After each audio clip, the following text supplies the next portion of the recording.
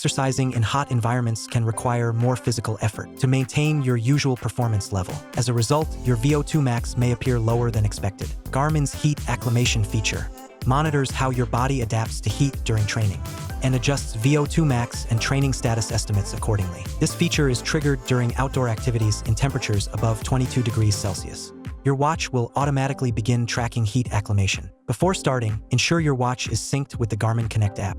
Also, make sure location permissions are set to always in your phone settings to allow for accurate weather data collection. After your workout, open the Garmin Connect app. Go to More, then Performance Stats, and select Training Status. Or go to Glances on your watch and select Training Status to view your heat acclimation value. Your heat acclimation level is based on training history, training load, and ambient temperature.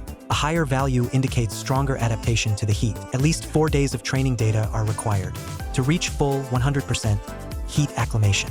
If heat-based training stops, the adaptation begins to decline after 3 days. To learn more about heat acclimation, visit the Running Science section on the Garmin website.